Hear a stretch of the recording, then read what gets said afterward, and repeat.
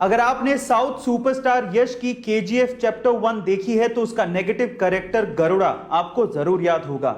ये फैक्ट जान के आप लोग शायद हैरान रह जाएं कि गरुड़ा का किरदार निभाने वाले राम एक्चुअली यश के 12 साल तक बॉडीगार्ड रह चुके हैं। सवाल यह उठता है कि बॉडीगार्ड अचानक से विलन के रोल में कैसे आ गए। तो हुआ कुछ यूं कि केजीएफ के डायरेक्टर प्रशांत नील जब स्टोरी के नरेशन के लिए यश से मिलने आए तो उन्होंने वहां पर उनके बॉडीगार्ड को स्पॉट किया और उन्होंने यश से कहा कि गरुड़ा का किरदार राम निभा सकते हैं। और गाइस, सबसे बढ़िया बात यह थी कि यश ने इस चीज के लिए राम का सपोर्ट भी किया और उन्हें एक्टिंग भी सिखाई। ऐसे ही यश इतने बड़े सुपरस्टार नहीं बन गए हैं, वो बहुत दिलदार हैं और लोगों को सपोर्ट भी करते हैं। इसी वजह से लोग उन्हें बहुत चाहते हैं। बॉलीवुड में आपके बहुत से ऐसे चहेते स्टार्स हैं जिनका रियल नेम कुछ और ही है और आप उन्हें किसी और ही नाम से जानते हैं। जैसे अमिताभ बच्चन जिनका रियल नेम इंकलाब बच्चन है, अक्षय कुमार जिनका रियल नेम राजीव हरिओम भाटिया है, सलमान खान जिनका रियल नेम अब्दुल राशिद सलीम सलमान खान है। इसके अलावा रजनीकांत जिनका रियल नेम शिवाजी राव गायकवाड़ है और टाइगर श्रॉफ जिनका रियल नेम जय हेमंत श्रॉफ है। द फैमिली मैन 2 सीरीज में एक लड़की की परफॉर्मेंस लगातार लोगों का ध्यान अपनी तरफ खींच रही है। इस सीरीज में वो लड़की जिस कंपनी में काम करती है उस कंपनी में उस लड़की का बॉस उससे लगातार छेड़छाड़ करते रहता है। ये लड़की जिस बस से घर जाती है उसी बस में एक आदमी लगातार इस लड़की के साथ फिजिकल असोल्ट करते रहता है। इस लड़की को बहुत गुस्सा आता है लेकिन ये लड़की कुछ कर नहीं पाती। लोगों को लगने लगता है कि एक अबला नारी है, बहुत कमजोर है, लेकिन जैसे ही लोग ये सोचते हैं उनके विचारों पर होता है एक अटैक। उसके बाद आता है एक सीन जिसमें यही लड़की फिजिकल असोल्ट करने वाले उस बंदे को जिस तरह से ऊपर पहुंचाती है वो सीन देखने लायक है। अब सबसे इंटरेस्टिंग बात यह है कि इतना डार्क और इंटेंस कैरेक्टर निभाने वाली ये लड़की कोई आम लड़की नहीं है बल्कि साउथ की सुपरस्टार है। इनका नाम है समंथा अकिनेनी। गाइस, एक बार में देख के तो आप इन्हें पहचान भी नहीं पाएंगे। क्या आपको पता है कि इरफान खान की पहली हॉलीवुड फिल्म जुरासिक वर्ल्ड दुनिया की सबसे ज्यादा कमाई करने वाली फिल्मों की सूची में 6ठे स्थान पर थी, जिसने लगभग 1.67 बिलियन डॉलर्स की कमाई की थी। अब ये सक्सेस स्टोरी तो बहुत लोगों को पता है लेकिन इसके पीछे की स्ट्रगल स्टोरी वो बहुत कम लोग जानते हैं। इरफान खान की जिंदगी में एक वक्त ऐसा भी था जब उनकी जेब में इसी सीरीज की पहली फिल्म जुरासिक पार्क को देखने तक के पैसे नहीं थे। जब वो मुंबई आए थे तो उन्होंने एसी रिपेयर मैकेनिक की तरह अपना काम शुरू किया था, लेकिन अपनी मेहनत के दम पे वो अपनी जिंदगी में ऐसे मुकाम पर पहुंच गए जहां पर जिस फिल्म को देखने के उनके पास पैसे नहीं थे उसी सीरीज की फिल्म को उन्होंने अभिनेता के तौर पे साइन किया। गाइस, इसीलिए कहते हैं कि अपने आप पे विश्वास रखो और मेहनत करते चले जाओ, एक दिन आपका वक्त जरूर बदलेगा। एक 20 साल का लड़का कैंसर से लड़ रहा था। हालत इतनी खराब थी कि वो कैंसर की आखिरी स्टेज पर था। डॉक्टर्स का कहना था कि शायद वो अगले 2-3 घंटे में अपनी जान गंवा दे। उसकी आखिरी इच्छा क्या थी पता है?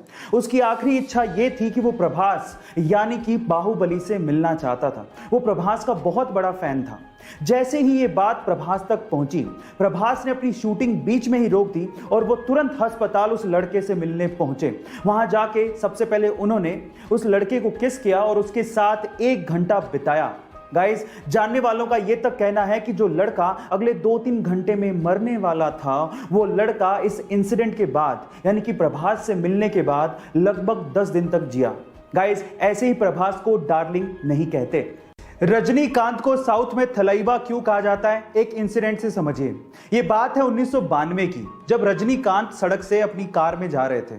अचानक से ट्रैफिक वाले ने वहां पर उनकी कार को रोक दिया और रजनीकांत को कहा कि आपको यहीं ट्रैफिक में ही इंतजार करना पड़ेगा, आधे घंटे में सीएम की गाड़ी आ रही है।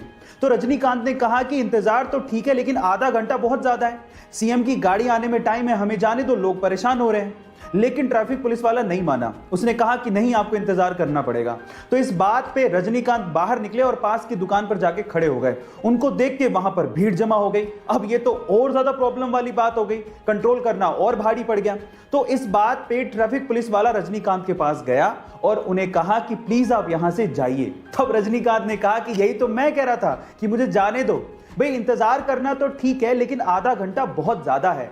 वो बचपन से ही बोलने में हकलाता था, इसलिए उसे स्कूल जाने तक में डर लगता था, क्योंकि उसके स्कूल के सारे दोस्त उसे चिढ़ाया करते थे। एक दिन उसने अपने दोस्त को कहा कि वो बड़ा होकर एक्टर बनना चाहता है। इस बात पे उसके दोस्त ने रिप्लाई किया कि तू एक लाइन तो ढंग से बोल नहीं पाता, तू एक्टर कहां से बनेगा। ये बात उसके दिल को लग गई और तब उसने स्पीच थेरेपी करने की सोची और धीरे धीरे इंप्रूवमेंट भी आने लगी। इसके एक्टर बनने की बात उसके डायरेक्टर पिता को भी पता थी, लेकिन वो इस पक्ष में नहीं थे। लेकिन एक दिन पिताजी जब कहो ना प्यारे की स्क्रिप्ट लेके शाहरुख खान के पास गए तो उसने उसे करने से मना कर दिया। आनंद फानन में उन्होंने अपने बेटे को लॉन्च करने की सोची और जब 2000 में कहो ना प्यारे रिलीज हुई तो यह लड़का रातों रात स्टार बन गया। Yes guys, I am talking about Asia's handsome hunk, most superb dancer and most superb actor Hrithik Roshan. Guys, difficulties हर किसी के लाइफ में आती हैं, लेकिन उसे फेस करने वाला ही सुपरस्टार बनता है। गाइस, आप लोगों ने बॉलीवुड में स्टार्स तो बहुत देखे होंगे, लेकिन बॉलीवुड में सुपरस्टार्स का तमगा बहुत ही कम एक्टर्स को दिया गया है और उनमें से एक थे राजेश खन्ना। गाइस, उनके जैसी दीवानगी और स्टारडम आज की जनरेशन ने देखी भी नहीं होगी। ऐसा क्या खास था, मैं आपको बताता हूं। देखिए, उनके लिए प्रचलित था कि जब वो स्टूडियो से अपनी व्हाइट कार लेके निकला करते थे तो लड़कियां उनकी व्हाइट कार तक को चूम लिया करती थी और वो व्हाइट कार लिपस्टिक की वजह से गुलाबी हो जाया करती थी। इतना ही नहीं, व्हाइट कार पे पड़ी धूल से लड़कियां अपनी मांग तक भर लिया करती थी। इतनी ज्यादा दीवानगी थी राजेश खन्ना के लिए। गाइस, ऐसे थोड़ी उन्हें सुपरस्टार का तमगा दे दिया गया। आपको राजेश खन्ना के बारे में सुन के कैसा लगा? गाइस, अगर आप लोग टीवी के शौकीन हैं तो एक चीज आप लोगों ने गौर करी होगी कि एक मूवी ऐसी है जिसे सेट मैक्स या सोनी मैक्स पे बार बार दिखाया जाता है। सबसे पहले तो आप लोग चैट सेक्शन में उस मूवी का नाम गैस करके बताओ।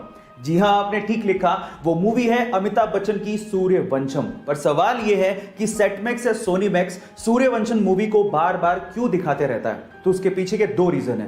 पहला रीजन, जिस ईयर में यह मूवी रिलीज हुई थी उसी ईयर में सेट मैक्स चैनल भी लॉन्च किया गया था। और दूसरा रीजन यह है कि सेट मैक्स या सोनी मैक्स ने इस मूवी के अगले 100 सालों के राइट्स उस वक्त खरीद लिए थे और इसी वजह से इस मूवी को वो बार बार दिखाते हैं। गाइस, बॉलीवुड के जैसे ही साउथ इंडियन फिल्म इंडस्ट्री को टॉलीवुड कहा जाता है और महेश बाबू टॉलीवुड फिल्म इंडस्ट्री के प्रिंस कहलाते हैं। गाइस, उनका बहुत ही ह्यूज फैन बेस है साउथ इंडियन इंडस्ट्री में। जहां एक और साउथ इंडियन इंडस्ट्री के बहुत सारे एक्टर्स बॉलीवुड में काम करना चाहते हैं, वहीं महेश बाबू बॉलीवुड इंडस्ट्री में काम करने से कतराते हैं, वो काम करना ही नहीं चाहते। उसके पीछे का रीजन जानते हैं? महेश बाबू का यह मानना है कि टॉलीवुड इंडस्ट्री में वो सब कुछ है जो बॉलीवुड फिल्म इंडस्ट्री में है ही नहीं। इवन संभावनाएं टॉलीवुड फिल्म इंडस्ट्री में बहुत ज्यादा हैं और उनका यह भी मानना है कि जब टॉलीवुड में वो प्रिंस हैं तो बॉलीवुड में वो बिगनर की तरह रोल्स के भीख क्यों मांगे। गाइस, इसको कहते हैं एटीट्यूड। आपका महेश बाबू के इस एटीट्यूड के बारे में क्या ख्याल है? चैट सेक्शन में जरूर लिखिएगा और ऐसे अमेजिंग वीडियोस के लिए यूट्यूब पे हमारे चैनल को सब्सक्राइब कर लीजिएगा और अगर आप इंस्टाग्राम पे देख रहे हैं तो मुझे फॉलो करना मत भूलिएगा। मिलते हैं अगली वीडियो में।